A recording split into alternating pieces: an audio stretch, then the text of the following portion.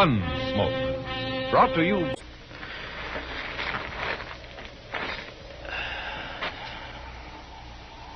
Pure white miracle tip. Live modern. Smoke L&M.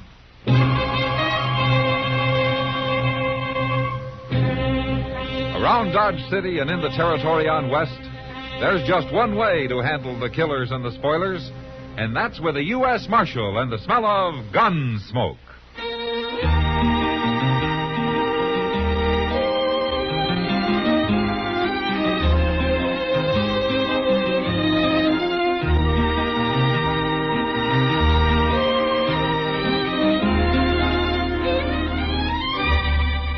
Gunsmoke, starring William Conrad. The transcribed story of the violence that moved west with young America. And the story of a man who moved with it. I'm that man. Matt Dillon, United States Marshal. The first man they look for and the last they want to meet. It's a chancy job, and it makes a man watchful. And a little lonely.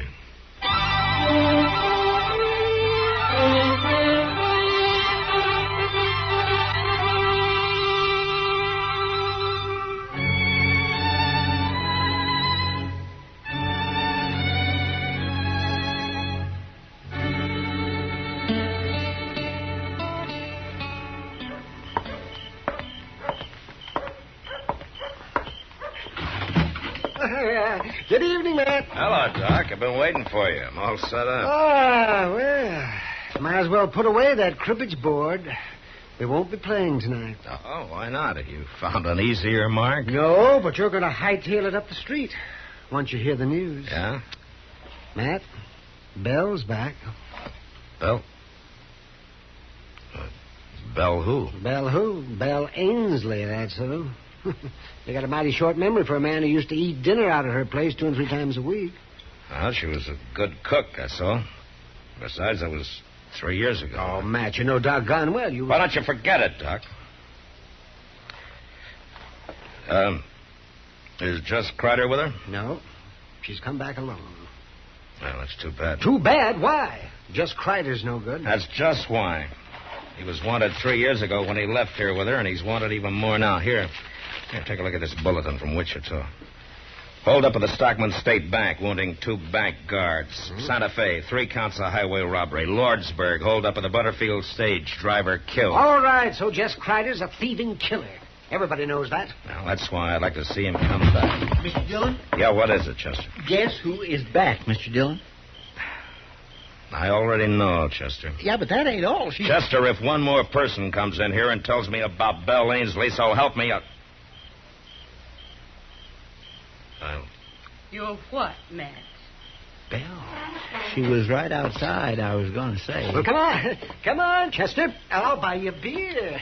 Well, Gosh. Well, I'll see you later, Mr. Dillon.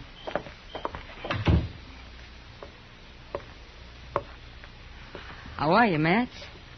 I'm fine, Belle. And you? Huh? A little older. Are you visiting, or are you planning on staying? Well, I'm staying. If the town will let me. What about Jess Kreider? Where is he, Belle? I don't know. And I don't care. I left him in Durango. I'm through with him, Matt. I see. I want to stay here with my father. He's getting old, and my kid sister, Phyllis, well, she's grown into a young woman since I went away. Yeah, pretty bitter, I understand, when it comes to you. She'll get over it. Everybody will, if you'll help me, Matt. Help you? 3 months after I left, I came back, if you remember. And I found the good people of Dodge had already tried and condemned me. What could I do but go back to Jess? Well, you chose to run off with him in the first place. Chose. Who knew whether I had? Who bothered to ask? You? Anybody? What are you saying? Matt, I rode out of Dodge, thrown across the back of Jess Kreider's saddle, with a gag in my mouth and my hands tied. Oh. Why didn't you tell somebody that? Who'd have believed it? Yeah, but he didn't keep your hands tied for 3 years, Belle. Matt, a woman has to have somebody. Somebody who wants her. And nobody here did. As bad as he was, Jess was my man. Yeah. What do you want me to do, Belle? Just tell people, that's all. If you believe me. Just tell them how it happened.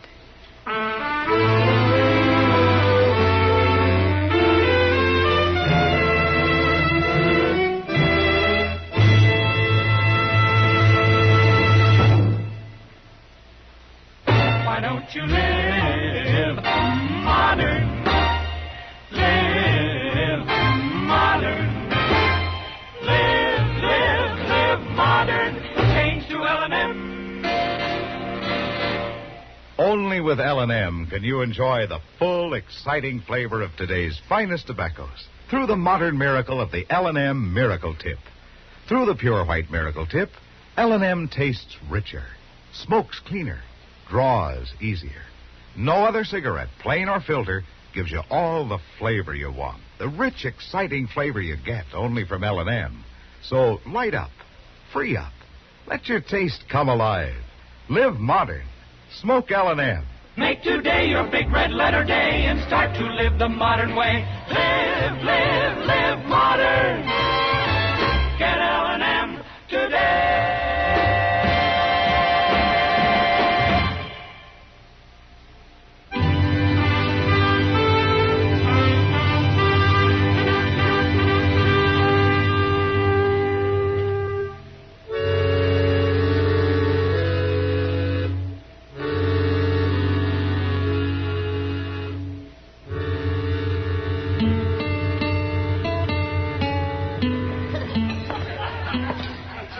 Hello, Matt. Evening, Kitty. Where'd you get all the crowd? The trail herd's in. The bar Double D from the Panhandle. No? I understand an old friend of yours came back last week. You know, a man tips his hat twice to a woman around here, and he's married. Is that really all you did, Matt? Tip your hat twice? Yeah, just about. Have you talked to Belle? Well, in passing. I heard a story. You believe it, Matt? That's possible. It's the kind of a thing Jess Kreider'd do. I don't know for sure. Well, if it did happen that way and she's left him for good, then I guess maybe she's got some sympathy coming to her. Yeah. She sure didn't get much at home. What do you mean? Well, she moved back in at the ranch. Yeah, so I heard. It was all right with her father, probably on account of her cooking. You remember her cooking, Matt? I remember old man Ainsley well enough. He worked both those girls half to death. Well, anyway, I guess her sister really raised Cain. Well, I figured that'd happen. She's hated Belle ever since the night she ran away with Kreider, who was taken away. But I didn't think she'd carry it so far. Now, what do you mean? Phyllis left the ranch yesterday and moved into town, Matt. She's got a room over at the Dodge House. What? Uh-huh. A 15-year-old kid living here alone? Yeah, I know. I'll go see her and talk to her, Kitty. But I don't think it'll do any good.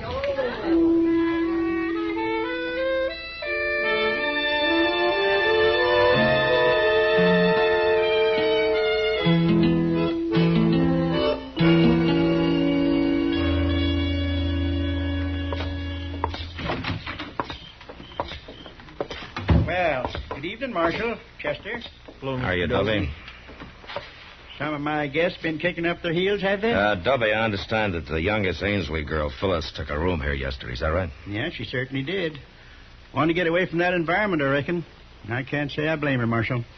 I know if my sister'd been cavorting around for 3 years with a cutthroat like Jess Kreider, Dubby, would you mind telling the girl that I'd like to talk to her?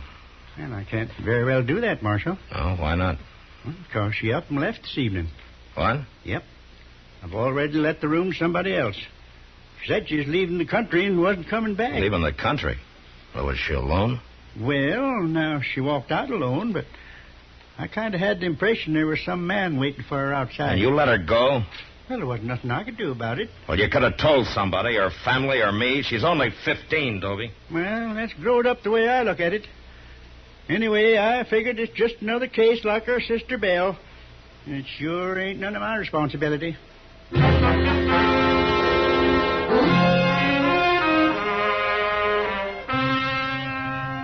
Chester and I saddled up and rode out to the Ainsley Ranch, or a homestead it was, actually. A broken back spread with a flinty range and short water.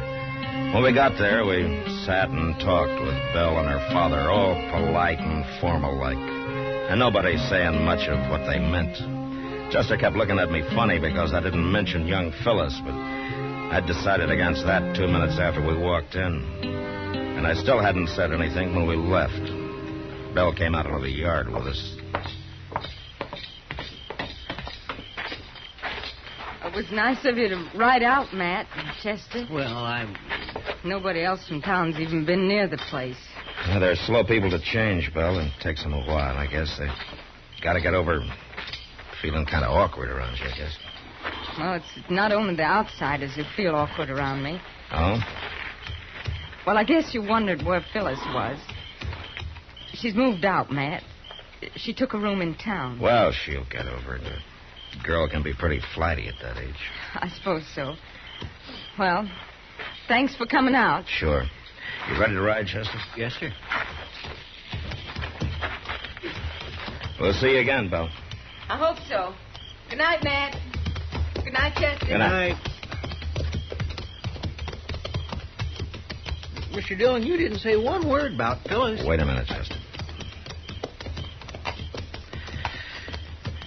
We're going to ride away from here now, but we're coming back later tonight. What? Didn't you notice how they acted? Old man Ainsley was scared to death, and Belle was jumpy as a young colt. Well, I did notice that, but... Belle didn't come back home alone, Chester. Just Kreider's around somewhere.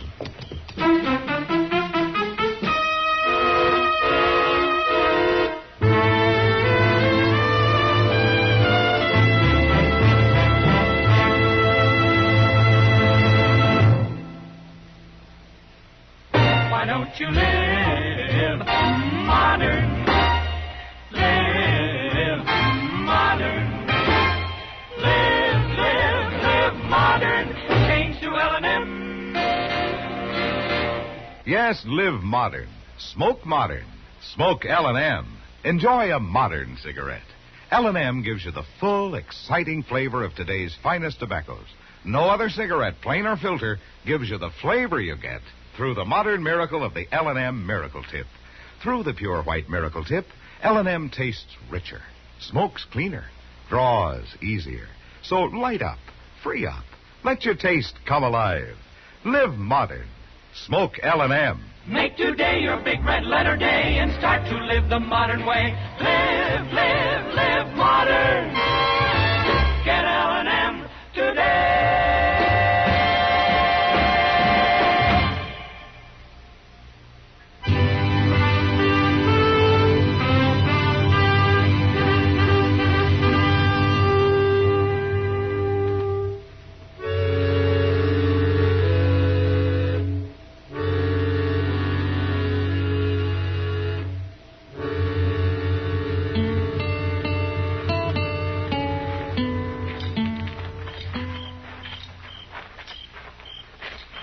You figure Kreider was right there in the house tonight when we was, Mr. Dillon? No, he couldn't have been, Chester. There's no place for him to hide. Probably holed up in the barn. We'll look there first. Yes, sir. There's a lantern burning inside. Yeah. Now, you wait here and keep me covered. I'll edge up to the door and then go in fast. Yes, well, now, you be careful.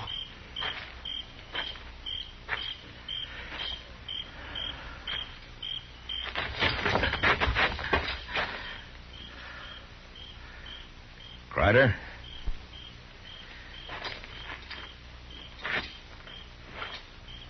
Jess?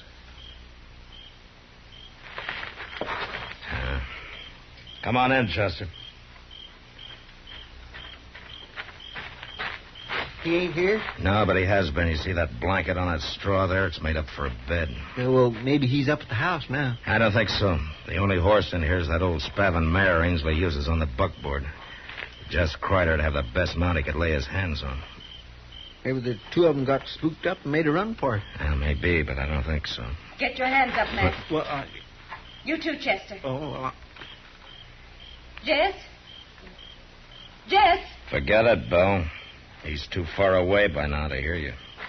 What are you talking about? Well, take a look around. Didn't you have a couple of horses in here? Well, sure we did. Now, don't move. Either one of you. They're gone. Jess! Jess! You might as well save your breath, Belle. He took both saddles and the packs. You know where he went? Well, I can guess. Where? When's the last time you saw him this evening? Just before dark. I brought him out some coffee, and he said he was going to try to sleep. Matt, where'd he go? Tell me. There's not much point in holding a gun on us. Not now. Stay back, Matt. Let's have it, Belle. No. Thanks. Well, now, a man can breathe a mite easier without that thing staring him in the face. What's happened to Jess? Tell me. What do you care? You've left him, haven't you? You said you had. Oh, I only came and told you that so you wouldn't get suspicious. Jess caught a bullet in that hold-up at Elko. It was bothering him some, and we had to find a place to stay for a while. So you brought him home to the family, huh? And in less than a week, your kid's sister ran away from home. She didn't run away. I sent her into town. And why? What's the difference why? Because Jess was bothering her, is that it? What are you saying? He's always been known for it, Belle. Was that the reason? All right, that was the reason. She's my sister, Matt. She's only 15. And Jess is your man, huh? Isn't that what you told me when you came to my office? Sure, that's what I told you, but never mind that now. I want to know what's happened to Jess. The same thing had happened to Phyllis, I guess. She checked out of the Dodge house this evening, Belle. She said she was leaving the country for good. What? A man was waiting for her outside. And Jess Kreider left here with 2 horses. Get him, Matt. Go after him and get him. You know where he might be. Of course I know. I know everything about him. I've had 3 years to learn, haven't I? All right, then where is he? He'll only ride at night. He'll stop at sunup. There's an abandoned shack about a mile west of where Little Deer Creek runs into the Arkansas. Yeah, I know the place. Well, that's where he'll be. We've used it before. We stopped there on our way in. All right, Belle. That business about your hands being tied, being thrown across the back of Kreider's saddle. That part was true, Matt. All right, Belle. Come on, Chester, let's ride.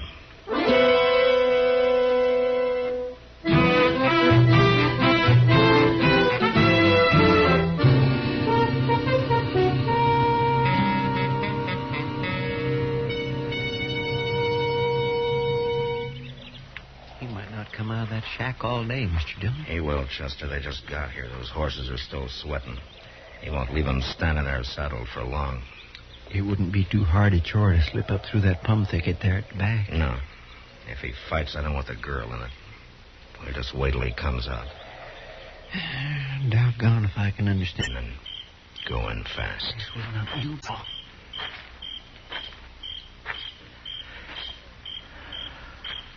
A murdering outlaw like Jess Kreider. Maybe it's more a matter of hitting back at her sister. She's let her hate for Belle build up till it's driven her half crazy, I guess. Somebody's coming out. It's him. Yeah. Easy now. We'll just let him get clear of the cabin. You stay down now. All right, hold it, Kreider. You're under arrest. He's going for his gun. Have it your way.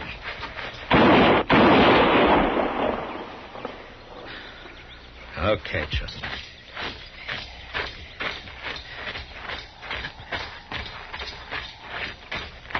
Yeah. It looks like maybe he got out of hanging. Yeah. You killed him! Marshal, you killed him! Why? Do you know what you've done? I know, Phyllis. Oh, no, you don't. Yes, I do.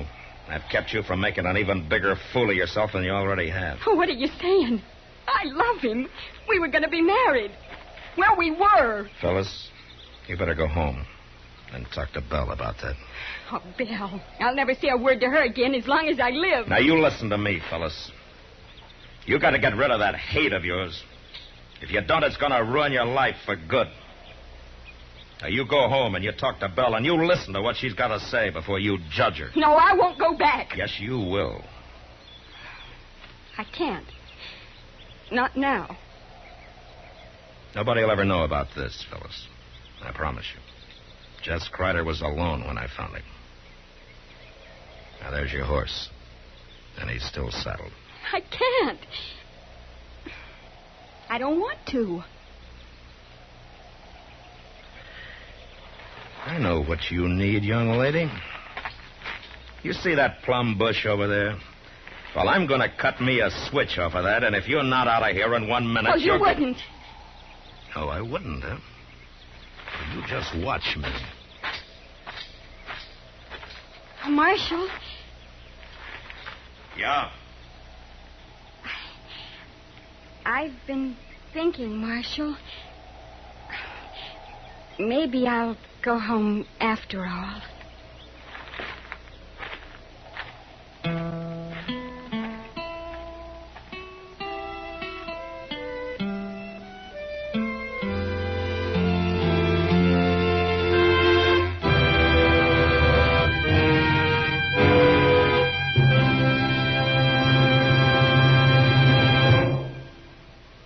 In a moment, our star, William Conrad. Learn more now, earn more later. That's a motto CBS Radio wishes every college student would paste inside his or her wallet. A lot of those collegiate wallets are a good deal fatter than usual these days, thanks to summertime jobs. And as a result, quite a few young men and women are finding themselves tempted to forget about school this fall and keep on with that job. This isn't such a smart idea as it may seem. It's a plain and simple fact that dropouts from college are less likely to find and keep better-paying jobs. Quit school before you've finished, and you're not only cutting down on your chances for a really good job, you're also throwing away thousands of dollars of possible future income. Finish college, get all the education possible, and your lifetime income is many thousands of dollars higher. America needs well-educated young men and women, and the rewards are sure. So if you're wavering now that school's about to open, don't decide against your future. Go back. And remember, learn more now, earn more later. And now, William Conrad. You know, when men on the frontier were able to prove up some good land, they were usually content. But next week, after building a prosperous ranch, two lifelong friends nearly lose everything, even their lives, because of some side meat and hominy grits. And that was the West. Gunsmoke.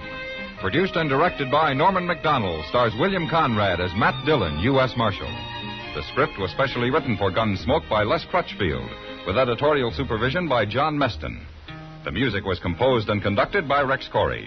Sound patterns by Ray Kemper and Bill James. Featured in the cast were Virginia Christine, Ralph Moody, and Sammy Hill. Parley Bear is Chester, Howard McNear is Doc, and Georgia Ellis is Kitty. Join us again next week for another specially transcribed story